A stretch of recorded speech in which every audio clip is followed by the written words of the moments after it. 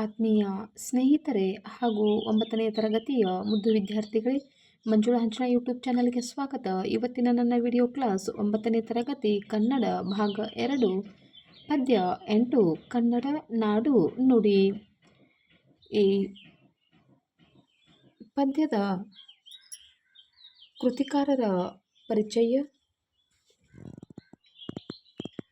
ಪದ್ಯದ ಕೊನೆಗೆ ಅಭ್ಯಾಸದಲ್ಲಿ ಕೇಳಿದ ಪ್ರಶ್ನೆಗಳಿಗೆ ಉತ್ತರಗಳು ಹಾಗೂ ಭಾಷಾ ಚಟುವಟಿಕೆಯಲ್ಲಿ ಕೇಳಿದ ಪ್ರಶ್ನೆಗಳಿಗೆ ಉತ್ತರವನ್ನು ನೋಡೋಣ. ಈ ಒಂದು ವಿಡಿಯೋ ನಿಮಗೆ ಇಷ್ಟವಾದಲ್ಲಿ ಸಬ್ಸ್ಕ್ರೈಬ್ ಮಾಡಿ, ಶೇರ್ ಮಾಡಿ, ಲೈಕನ್ನು ಕೊಡಿ. ಪೂರ್ತಿ ವಿಡಿಯೋ ಮುಗಿಯುವವರೆಗೂ ವಾಚ್ ಮಾಡಿ ಮಕ್ಕಳೇ. ಮೊದಲಿಗೆ ಕೃತಿಕಾರರ ಪರಿಚಯವನ್ನು ನೋಡೋಣ.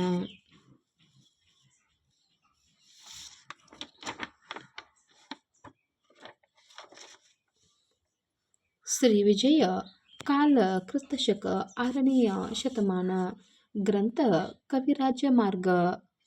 ಇನ್ನು 2ನೆಯ ಕೃತಿಕಾರರು ನಯಸೇನ, ಕಾಲ ಕ್ರಿಸ್ತಶಕ 12ನೇಯ ಶತಮಾನ, ಕಾವ್ಯ ಲೀಲಾವತಿ ಪ್ರಬಂಧ ಹಾಗೂ ಅರ್ಧನೇಮಿ ಪುರಾಣ. ಇನ್ನು 3ನೆಯ ಕೃತಿಕಾರರು ಮಹಾಲಿಂಗರಂಗ, ಕಾಲ ಕ್ರಿಸ್ತಶಕ 17ನೇಯ ಶತಮಾನ, ಆರಾಧ್ಯ ದೈವ ಶ್ರೀಶೈಲ ಮಲ್ಲಿಕಾರ್ಜುನ, ಕೃತಿ ಅನುಭವಾಮೃತ. ಇನ್ನು 4ನೆಯ ಕೃತಿಕಾರರು ನೇಮಿಚಂದ್ರ, ಕಾಲ ಕ್ರಿಸ್ತಶಕ 12ನೇಯ ಶತಮಾನ, ಕಾವ್ಯ ಲೀಲಾವತಿ ಪ್ರಬಂಧ ಹಾಗೂ ಅರ್ಧನೇಮಿ ಪುರಾಣ. ಇನ್ನು 5ನೆಯ ಕವಿ ಅಂಡಯ್ಯ, ಕಾಲ ಸಾಮಾನ್ಯ ಶಕ 13ನೇಯ ಶತಮಾನ, ಕಾವ್ಯ ಕಬ್ಬಿಗರ ಕಾವ. ಇನ್ನು ಕನ್ನಡ ನಾಡು ನುಡಿ ಪದ್ಯದಲ್ಲಿ ಇರುವ ಎಲ್ಲ ಪದ್ಯಗಳನ್ನು ಕನ್ನಡ ಸಾಹಿತ್ಯ ಪರಿಷತ್ತು BM ಶ್ರೀ ಅವರ ಸಂಪಾದಕತ್ವದಲ್ಲಿ ಪ್ರಕಟಿಸಿರುವ ಕನ್ನಡ ಬಾವುಟ ಕೃತಿಯಿಂದ ಆರಿಸಿಕೊಳ್ಳಲಾಗಿದೆ. ಮಕ್ಕಳೇ, ಮೊದಲಿಗೆ ಅಭ್ಯಾಸದ ಪ್ರಶ್ನೆಗಳಿಗೆ ಉತ್ತರವನ್ನು ನೋಡೋಣ. ಮುಖ್ಯ ಪ್ರಶ್ನೆ 1, ಕೊಟ್ಟಿರುವ ಪ್ರಶ್ನೆಗಳಿಗೆ ಒಂದು ವಾಕ್ಯದಲ್ಲಿ ಉತ್ತರಿಸಿ. ಪದನರಿದು. ಮೊದಲನೆಯ ಪ್ರಶ್ನೆ, ಪದನರಿದು ನುಡಿಯುವವರು ಯಾರು ಎಂದು ಕವಿ ಹೇಳಿದ್ದಾರೆ? ಉತ್ತರ, ಪದನರಿದು ನುಡಿಯುವವರು ನಾಡವರ್ಗಗಳು,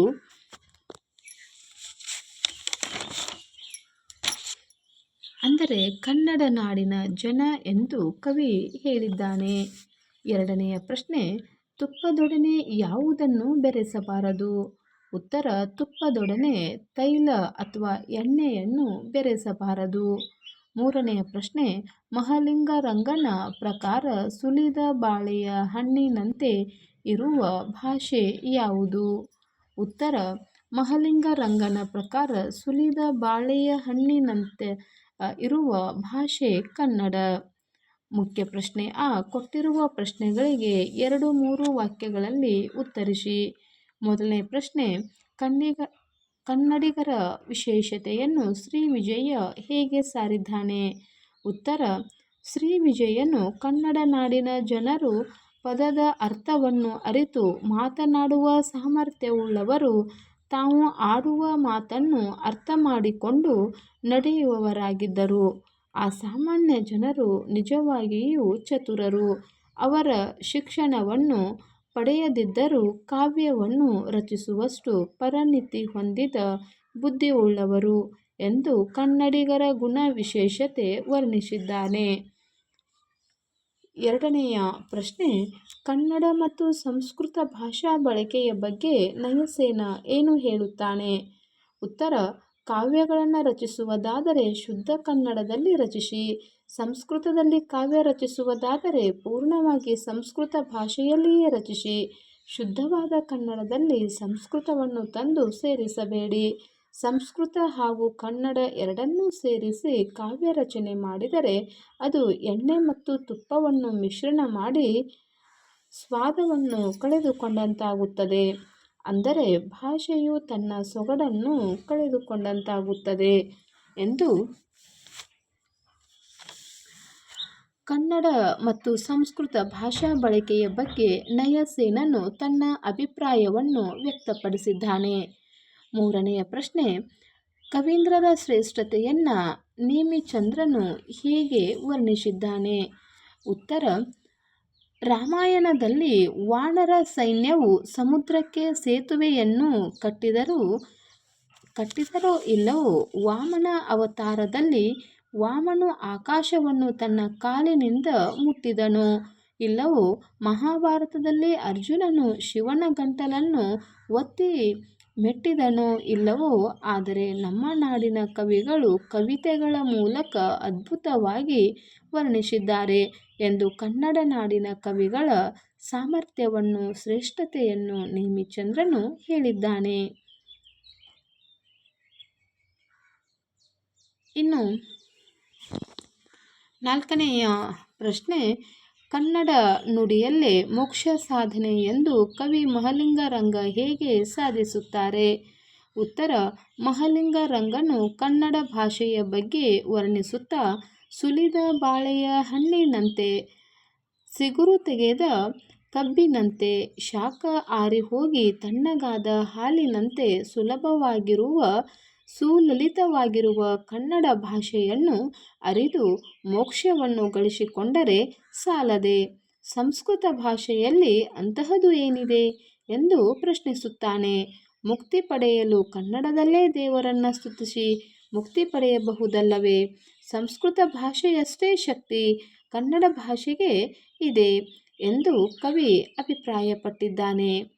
ಇನ್ನು 5ನೆಯ ಪ್ರಶ್ನೆ: ಕನ್ನಡ ನಾಡಿನ ಪ್ರಾಕೃತಿಕ ವರ್ಣನೆಯನ್ನು ಅಂಡಯ್ಯ ಕವಿ ಹೇಗೆ ಸಾರಿದ್ದಾರೆ? ಉತ್ತರ: ಅಂಡಯ್ಯ ಕನ್ನಡ ನಾಡಿನ ಸಸ್ಯ ಸಂಪತ್ತನ್ನು ಕುರಿತು, ಕನ್ನಡ ನಾಡಿನಲ್ಲಿ ಮಲ್ಲಿಗೆ ಅಲ್ಲದೆ, ಕೆಂಪಾದ ತೆಂಗು ಅಲ್ಲದೆ, ಮಾವು ಅಲ್ಲದೆ, ಅಡಿಕೆ ಅಲ್ಲದೆ ಗಿಡಮರಗಳೇ ಇಲ್ಲ ಎಂದು ವರ್ಣಿಸುತ್ತಾನೆ. ಕನ್ನಡ ನಾಡಿನಲ್ಲಿ ಉತ್ತಮ ಫಲ ನೀಡುವಂತಹ ಸಸ್ಯಗಳು ಸಮೃದ್ಧವಾಗಿವೆ ಎಂಬುದನ್ನು, ಅಂಡಯ್ಯನಿಗೆ ಕನ್ನಡ ನಾಡಿನ ಬಗ್ಗೆ ಇದ್ದ ಅಭಿಮಾನವನ್ನು, ಅಂದಿನ ಸಮೃದ್ಧಿಯನ್ನು ಸೂಚಿಸುತ್ತದೆ.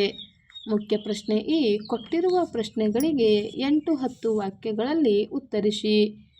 ಮೊದಲನೇ ಪ್ರಶ್ನೆ: ಕವೀಂದ್ರರ ಶ್ರೇಷ್ಠತೆ ಹಾಗೂ ಪ್ರಾಕೃತಿಕ ಸಂಪತ್ತಿನ ಬಗ್ಗೆ ಕವಿಗಳ ವರ್ಣನೆಯನ್ನು ಕುರಿತು ಬರೆಯಿರಿ.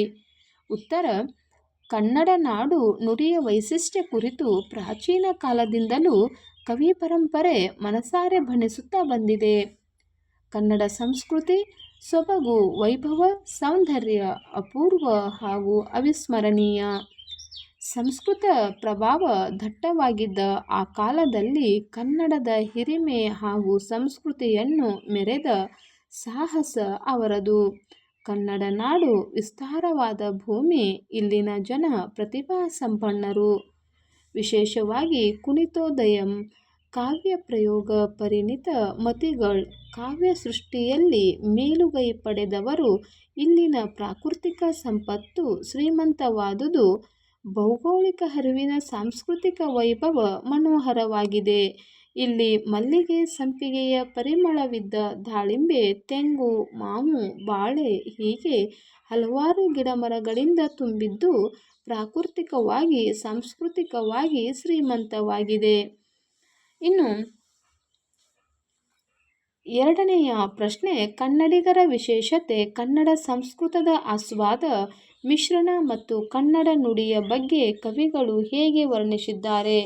ಉತ್ತರ: ಶ್ರೀ ವಿಜಯನು ಕನ್ನಡ ನಾಡಿನ ಸಾಮಾನ್ಯ ಜನರು ನಿಜವಾಗಿಯೂ ಚತುರರು. ಅವರು ಶಿಕ್ಷಣವನ್ನು ಪಡೆಯದಿದ್ದರೂ ಕಾವ್ಯವನ್ನು ರಚಿಸುವಷ್ಟು ಪರಿಣಿತಿ ಹೊಂದಿದ ಬುದ್ಧಿಯುಳ್ಳವರು ಎಂದು ಕನ್ನಡಿಗರ ಗುಣವಿಶೇಷತೆ ವರ್ಣಿಸಿದ್ದಾನೆ. ನೇಮಿಚಂದ್ರನು ಕವಿಗಳ ಕಾವ್ಯಶಕ್ತಿಯನ್ನು ಕುರಿತು ಮೆಚ್ಚುಗೆಯ ಮಾತುಗಳನ್ನಾಡುತ್ತಾ, ಕವಿಗಳು ತಮ್ಮ ಕೃತಿಗಳಲ್ಲಿ ವಾನರ ಸೈನ್ಯದಿಂದ ಸಮುದ್ರಕ್ಕೆ ಸೇತುವೆಯನ್ನು ಕಟ್ಟಿದರು,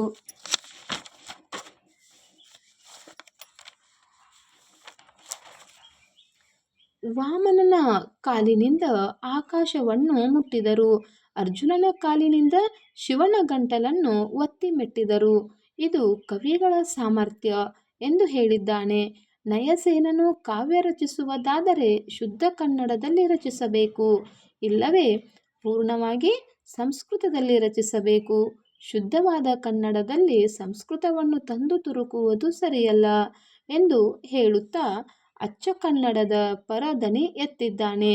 ಮಹಲಿಂಗರಂಗನು ಕನ್ನಡ ಭಾಷೆಯ ಸರಳತೆ, ಮಧುರತೆ, ಶಕ್ತಿಯ ಬಗ್ಗೆ ವರ್ಣಿಸುತ್ತಾ ಸುಲಿದ ಬಾಳೆಯ ಹಣ್ಣಿನಂತೆ, ಸಿಗುರು ತೆಗೆದ ಕಬ್ಬಿನಂತೆ, ಅರಿಹೋಗಿ ತಣ್ಣಗಾದ ಹಾಲಿನಂತೆ ಸುಲಭವಾಗಿದ್ದು ಅದರಲ್ಲಿ ಮೋಕ್ಷವನ್ನು ಗಳಿಸಬಹುದು. ಸಂಸ್ಕೃತ ಭಾಷೆಯಲ್ಲಿ ಅಂತಹದು ಏನಿದೆ ಎಂದು ಕನ್ನಡ ಭಾಷೆಯ ಸತ್ಯವನ್ನು ಅಭಿಮಾನದಿಂದ ಹೇಳಿಕೊಂಡಿದ್ದಾನೆ.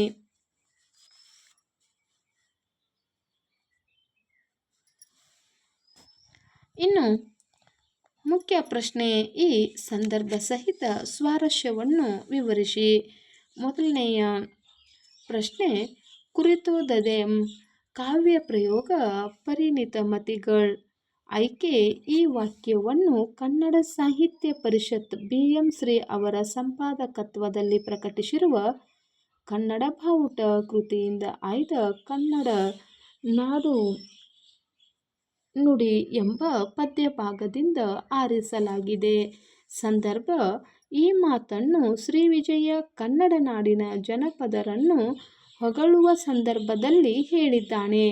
ಪ್ರಾಚೀನ ಜನಪದರಿಗೆ ಅಕ್ಷರದ ಅರಿವು ಇಲ್ಲದಿದ್ದರೂ ಸಹ ದೇಶಿ ನುಡಿಯಲ್ಲಿ ಉತ್ತಮವಾದ ಸಾಹಿತ್ಯ ರಚನಾ ಸಾಮರ್ಥ್ಯವನ್ನು ಹೊಂದಿದ್ದರು. ಶಾಸ್ತ್ರ ಸಾಹಿತ್ಯವನ್ನು ಅರಿಯದಿದ್ದರೂ ಅದಕ್ಕೆ ಸರಿಸಮಾನವಾದ ಸಾಹಿತ್ಯವನ್ನು ರಚಿಸಿದ್ದರು ಎಂದು ಹೇಳುವಾಗ ಈ ಮಾತು ಬಂದಿದೆ. ಇನ್ನು ಸ್ವಾರಸ್ಯ, ಕನ್ನಡ ನಾಡಿನ ಜನಪದರ ಸಾಹಿತ್ಯ ಹಾಗೂ ಕನ್ನಡ ನಾಡು ನುಡಿ ಜನತೆಯ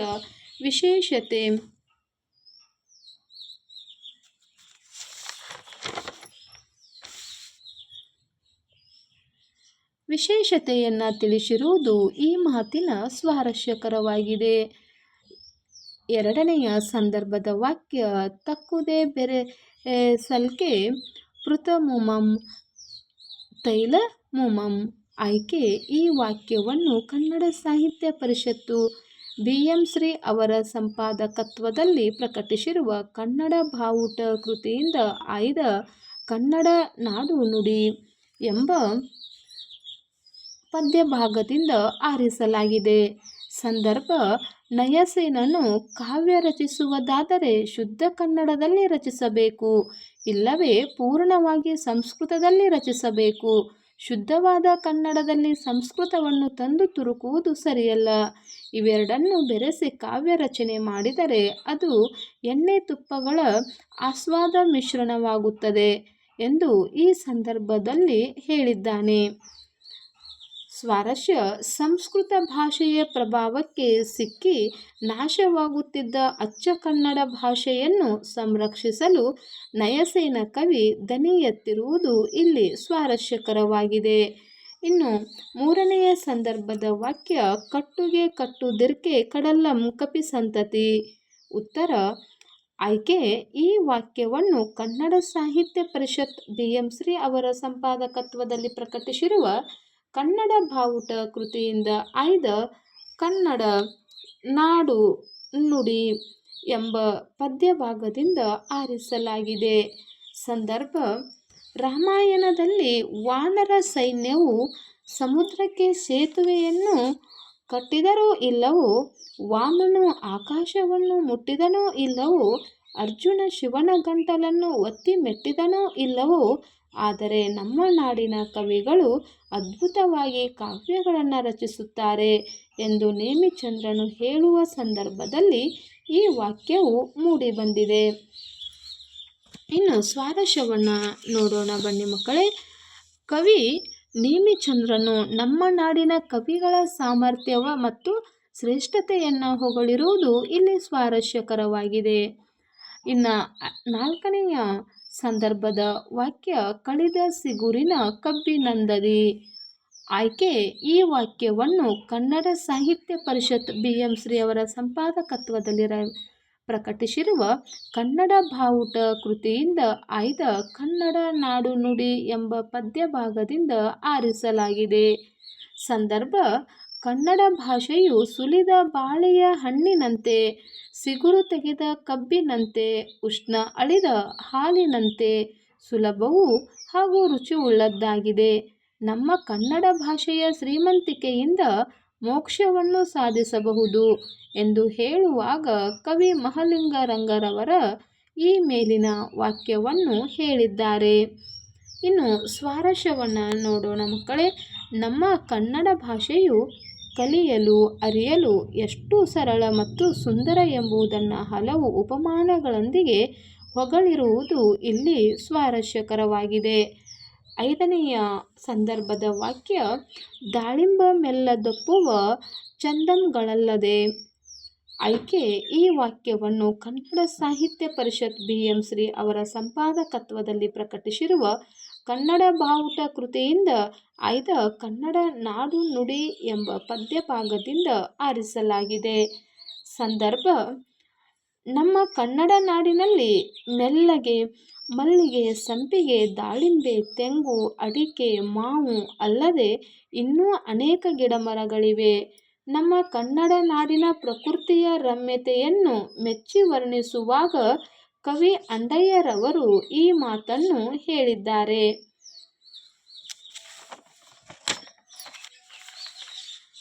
ಸ್ವಾರಸ್ಯ: ನಮ್ಮ ಕನ್ನಡ ನಾಡಿನ ಪ್ರಕೃತಿಯ ಸೌಂದರ್ಯವನ್ನು ವರ್ಣಿಸಿರುವುದು ಇಲ್ಲಿ ಸ್ವಾರಸ್ಯಕರವಾಗಿದೆ. ಇನ್ನು ಭಾಷೆಯ ಸೊಬಗು.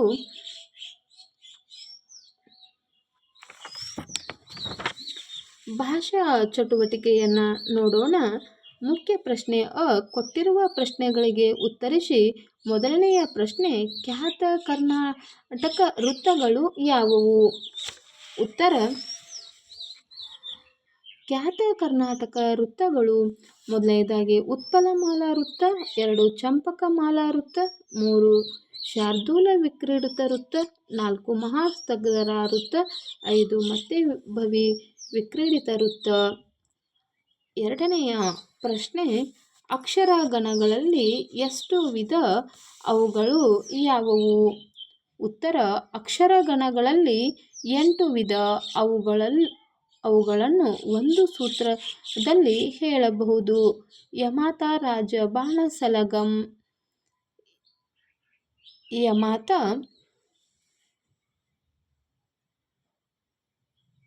ಮಾತಾರ, ತಾರಜ, ರಾಜಬ, ಜಬಾಣ, ಬಾಣಸ, ನಸಲ, ಸಲಗಂ.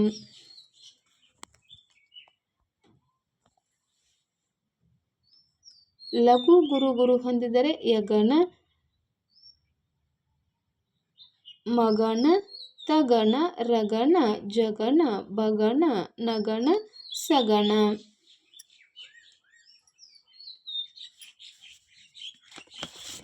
ನಂತರದ ಪ್ರಶ್ನೆ ಮಕ್ಕಳೇ, ಕೊಟ್ಟಿರುವ ಪದ್ಯಭಾಗಕ್ಕೆ ಪ್ರಸ್ತಾರ ಹಾಕಿ ಗಣ ವಿಭಾಗ ಮಾಡಿ ಛಂದಸ್ಸಿನ ಹೆಸರನ್ನು ಬರೆಯಿರಿ. ಮಕ್ಕಳೇ, ಮೊದಲನೆಯ ವಾಕ್ಯ, ಸಕ್ಕದಮಂ ಪೆಳ್ವಡೆ ನೊರೆ ಸಕ್ಕದಂ ಪೆಳ್ಗಿ ಶುದ್ಧ ಕನ್ನಡದೊಳ್ ತಂ.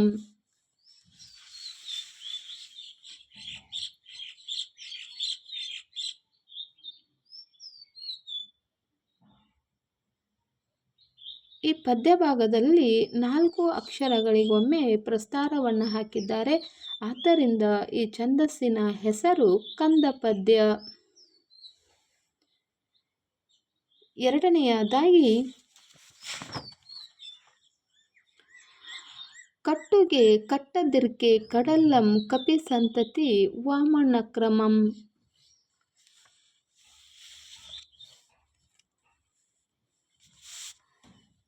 ಕಟ್ಟುಗೆ ಇಲ್ಲಿ ಭಗಣ, ರಗಣ, ನಗಣ, ಜಗಣ, ಭಗಣ, ರಗಣ, ಕೊನೆಗೆ ಲಘು ಗುರು ಹಾಕಲಾಗಿದೆ.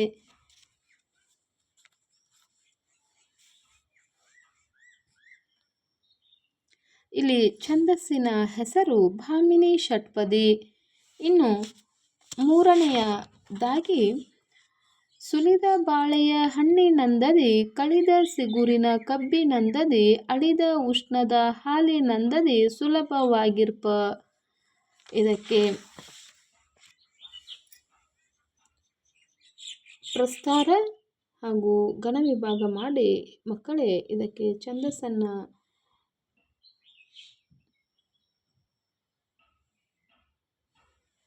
ನೋಡೋಣ. ಈ ಛಂದಸ್ಸಿನ ಹೆಸರು ಭಾಮಿನಿ ಷಟ್ಪದಿ.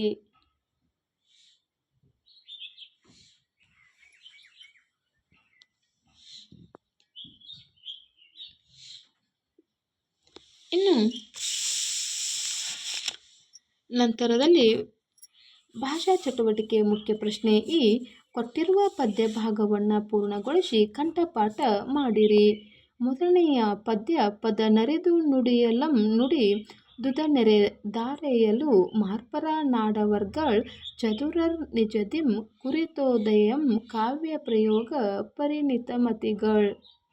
ಎರಡನೆಯ ಪದ್ಯ ಮಲ್ಲಿಗೆಯಲ್ಲದೆ ಸಂಪಿಗೆಯಲ್ಲದೆ ದಾಳಿಂಬೆ ಮಲ್ಲದಪ್ಪುವ ಚಂದಮಂಗಲ್ಲದೆ ಮಾವಲ್ಲದೆ ಕೌಮ್ಗಳಲ್ಲದೆ ಗಿಡುಮರಗಳೆಂಬವಿಲ್ಲ ನಾಡೋಳ್. ಮಕ್ಕಳೇ ಈ ಪದ್ಯ ಭಾಗವನ್ನು ಪೂರ್ಣಗೊಳಿಸಿ ಕಂಠಪಾಠವನ್ನು ಮಾಡಿ. ಮಕ್ಕಳೇ 9ನೇ ತರಗತಿಯ ಕನ್ನಡದ 8ನೆಯ ಪದ್ಯ ಕನ್ನಡ ನಾಡು ನುಡಿ. ಈ ಪದ್ಯದ ಕೃತಿಕಾರರ ಪರಿಚಯ ಹಾಗೂ ಪಾಠದ ಸಂಪೂರ್ಣ ಪ್ರಶ್ನೋತ್ತರಗಳು ಭಾಷಾ ಚಟುವಟಿಕೆಯಲ್ಲಿರುವಂತಹ ಕೊಟ್ಟಂತಹ ಎಲ್ಲ ಪ್ರಶ್ನೆಗಳಿಗೆ ಉತ್ತರವನ್ನು ನೋಡಿದ್ದೇವೆ. ಈ ಒಂದು ವಿಡಿಯೋವನ್ನು ವೀಕ್ಷಿಸಿದಂತಹ ಎಲ್ಲ ಮುದ್ದು ಮಕ್ಕಳಿಗೆ ಧನ್ಯವಾದಗಳು. ಮಕ್ಕಳೇ, ನಮ್ಮ ಚಾನಲನ್ನು ಸಬ್ಸ್ಕ್ರೈಬ್ ಮಾಡಿದಂತಹ ಎಲ್ಲ ಮಕ್ಕಳಿಗೂ ಮತ್ತೊಮ್ಮೆ ಮಗದೊಮ್ಮೆ ತುಂಬು ಹೃದಯದ ಧನ್ಯವಾದಗಳು. ಪ್ಲೀಸ್ ಸಬ್ಸ್ಕ್ರೈಬ್ ಮಾಡಿ, ಲೈಕ್ ಕೊಡಿ, ಶೇರ್ಗಳನ್ನು ಕೊಡಿ ಮಕ್ಕಳೇ. ಅದು ನಮ್ಮ ಮತ್ತಷ್ಟು ವಿಡಿಯೋಗಳನ್ನು ಮಾಡಲಿಕ್ಕೆ ಪ್ರೋತ್ಸಾಹವನ್ನು ನೀಡುತ್ತೆ. ಟೇಕ್ ಕೇರ್ ಮಕ್ಕಳೇ. ಬಾಯ್. Thank you.